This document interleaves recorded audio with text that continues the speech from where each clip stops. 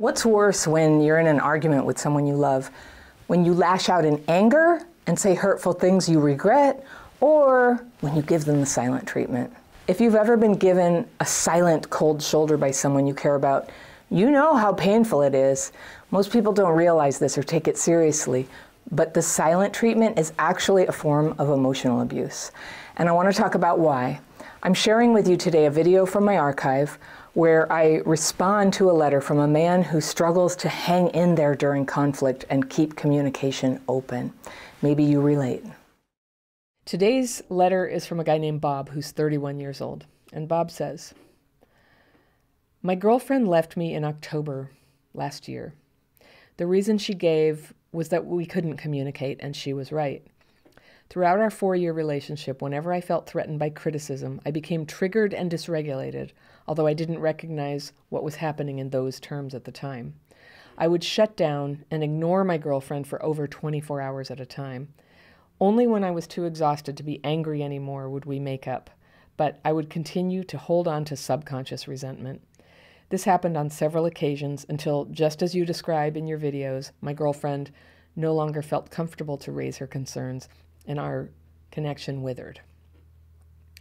So today I can see that my behavior was unacceptable and even manipulative. However, I deeply regret the fact that I made no effort to educate myself about this sooner. Stonewalling, as I've since learned the tactic is called, is an old habit for me. After experiencing repeated rejections for being overly emotional as a child, I started to shut myself off from my mother in the same way. She passed away when I was 16. That is so young. I desperately wanted to stop this pattern of behavior of closing myself off from people I love until one day they're gone. And I'm left alone with feelings of profound guilt and shame. I never want to hurt myself or anyone else like this again, but the thought arises that deep down, I'm a monster who will do the same thing to the next woman in my life. The tactics you discuss are great tools which I plan to use the next time I'm triggered. But what can I do to let go of my shame instead of adding it to the pile? How do I learn to be honest and vulnerable with a future partner without appearing broken or messy or damaged goods? Please keep up the great work. Sincerely, Bob." Thank you, Bob. I think you're actually in a wonderful place. I think sometimes when we get our hearts broken, we become extremely teachable, and you have just been given a gift that's going to push you to start learning how to stay regulated in a conflict in the relationship and to do things differently at last. Now, I don't know what caused your mom to reject you when you were little, but I'm guessing that's what gave you CPTSD, is whatever you did as a small kid who couldn't have possibly have done things better, it caused you to get rejected. And I don't blame you at all for learning to cope with it by just withdrawing. That seems like a very sensible strategy for a little kid. And it's a terrible strategy for a boyfriend or husband. So this is so good. You're in the right place. You sound to me like you get dysregulated. So I want to take it from the part where you said you feel shame and you want less shame and work backwards from there. So shame, you know, in the techniques I teach, the daily practice, we deal with fear and resentment. And resentment can be directed to other people or at ourselves. And that's what shame is. It's resentment itself. Now, when we've written that and gotten to the fear underneath, what you'll almost always find is that there's free-floating shame that isn't really from anything you did. It's just kind of like a fearful idea that you should be ashamed.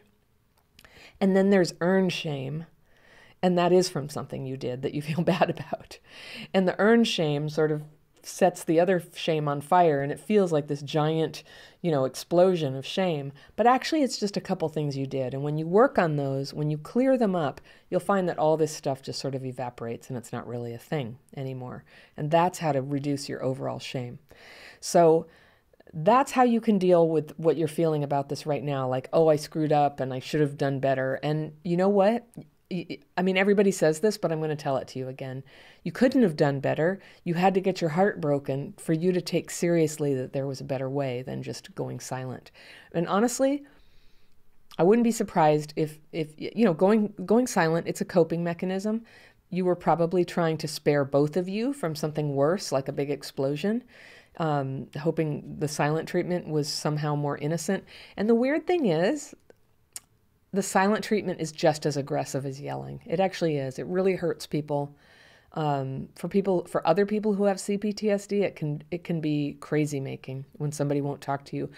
A couple, yes, couples need to talk to each other about what's bothering them. That is how the connection stays alive. So if you can't talk about it because one person's going to flip out, or go silent, the other person becomes afraid to say how they really feel about things. And yes, the connection withers, as you said.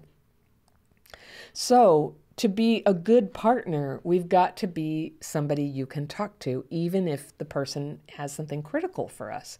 And taking criticism is not our strong suit. It can feel life and death when somebody's got a problem. Like, it just triggers like old abandonment and rejection wounds, and it gets very out of proportion. The monster does come out. So here's the task in front of you. It's really quite finite, and it's to learn to tolerate the uncomfortable feeling of somebody being unhappy with you. And I don't mean to go silent or pretend it's not happening, but to tolerate it without going to your coping mechanism behavior that causes breakdown of relationship. You want a coping mechanism that allows continued communication. And I have a good one to suggest to you. I love this one. And this is the art of taking a break. All right? Do you ever start having an argument and you start to feel overwhelmed, and that feeling comes up that you become very angry and hurt, and you want to get control over what's happening? Maybe your partner is raising her voice, or you can see on her face that she's thinking about you. Maybe she doesn't like you so much, and it's starting to give you adrenaline. Okay, that's your signal that you're getting dysregulated. I have this really beautiful signal that I'm getting dysregulated. My nose starts getting numb, and it starts happening even before I'm aware there's a problem. So it's this really great signal. And in the dysregulation boot camp, which you may have taken, we have that. I teach people to start getting very, very in touch through daily, just keeping paper with them and writing down, when do you get dysregulated? What sets it off? What are the signs that you're dysregulated?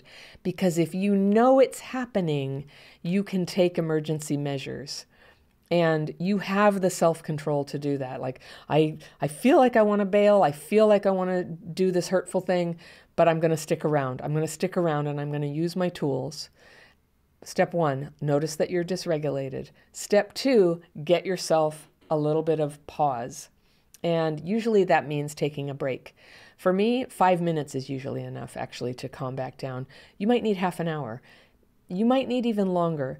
But the important thing is to give yourself a break time that you will actively use to re-regulate without hurting the other person.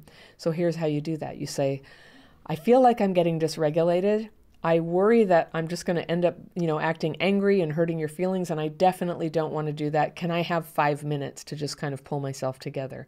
So you're asking for a favor. You're being transparent. You're taking responsibility. You're not saying, you've got me all dysregulated. Nobody wants to hear that, even if it's true. So you ask for some time to pull yourself together, and you give a time when you're going to come back. When are you going to come back? So if it's 5 minutes, you say, could we come back together here in 5 minutes and continue this conversation? Now validate them. Say, I really do want to have this conversation. I do want to hear what you have to say, but I need a few minutes to kind of pull myself together so that I can really be present for you. And, most people can say yes to that. Sometimes a person feels impatient with it. It's like, oh, come on, just sit here, just have the conversation. But you can talk your way through it. And anybody who's been through a blowout with you will start to have an incentive to go ahead and give you the 5 minutes. Hopefully it's not going to come to that. So you take a break. Now, while you're taking that break, you don't just go look at your phone. You don't just go storm around and stomp and think how terrible they are. You use your tools. So there's an emergency set of tools, and then there's something a little bit more durable. The emergency set of tools is the emergency measures to re-regulate. And I'll go ahead and put a link to that. You can download it and have a copy for yourself. But it's stuff like washing your hands, squeezing yourself into a corner so your nervous system can feel a hug, stomping your feet and saying to yourself, left, right, sitting in a chair and feeling the weight of your body. You're just doing emergency measures to bring yourself back from totally like a nervous system going amok, back into feeling yourself. And it's pretty effective too. Then, if you have more, that's if you have like 1 minute, you can do those things. If you have 5 minutes, you can actually get some paper and a pen and you can start to write your fears and resentments. Probably it's going to be resentment. I am resentful at name of partner here because I have fear they're saying da da da da da. And you start getting that on paper, and you don't even have to make it legible, and you're not going to read it to them. You're letting it out. You're getting it on paper to take the electricity out of it. You're draining it of its monster power. And all it is a bunch of fear and resentment. Now, it might be important, and it might be pointing to, you know what, this person's no good. You don't want to be with them. That's possible. That's a possible outcome. I'm not saying that you just like discard all your impressions of everything, but you take all of it, all the fear and resentment, and get it on paper, and then either ask for it to be removed. I described the technique in the link. You should take the course. Don't let me give you this shoddy, like quick explanation. Take the course. You can learn it and try it in 40 minutes. That way, you're not acting crazy. And I don't mean you're crazy, but have you ever talked to somebody who's just completely like flipped out about something and they're absolutely sure that what you meant by what you said is that they're awful and you're trying to tell them, but they can't hear you? So you don't want to come at somebody with that energy. And nobody wants to hear us like that either. So you take it to the paper. That's where that intense stuff goes. And even if all you have is 5 minutes, what's ready to come out of your mouth after that, when you explain what's going on or say what it is you want to say, is going to be ever so much cleaner and calmer and something that they can hear. You might need 10 minutes or 15 minutes for that. You might need to also meditate afterwards. But if you're in the middle of a conflict, like leaving for too long can make the person feel abandoned. And remember, we don't want to make them feel abandoned. We want them to trust us. We want them to stay in communication with us because that's how we're going to build closeness and intimacy. No matter what the CPTSD is telling you, that punishing them, that's what it tells you. CPTSD will say, I'll show them how it feels. Now they're going to be sorry they said what they said. I'm not going to talk to them. I've been there. I know that feeling. And it's the trauma talking. You don't want to do that. Don't listen to your trauma. Don't ever punish people. Don't do it. Just try to stay straightforward in communicating where you are, doing the least harm possible with your words. So that's it. You need an actual proper break sometimes. And I think you'll find that if you can take a break and re-regulate, the need for silence and punishing is going to go way down. So that need for a break is nervous system. That's not you being a bad person. Punishing people, that's how we're bad people. We don't, but our worst behavior comes out when we're dysregulated. So I think you'll find when you are re-regulated, when you've mastered re-regulation, your worst traits are going to just calm way down. You're rarely going to see them again when you've mastered re-regulation. So I hope that helps. I'm telling you, this is relationship gold. It makes all the difference. Give it a try and come back and tell me how it went. I want to hear about it. Now, if anybody listening has something that you'd like me to answer on Ask the Fairy, send me an email. Send it to hello@crappychildhoodfairy.com and put in the subject line, Ask the Fairy. That tells me that you've given your permission for me to talk about it in a video. I will only use a fake name for you, and you can even suggest one for me if you like. If you like this topic, I want to point you over to this video right here. I picked it out because it's kind of a continuation of this topic, goes a little deeper. And I will see you very soon.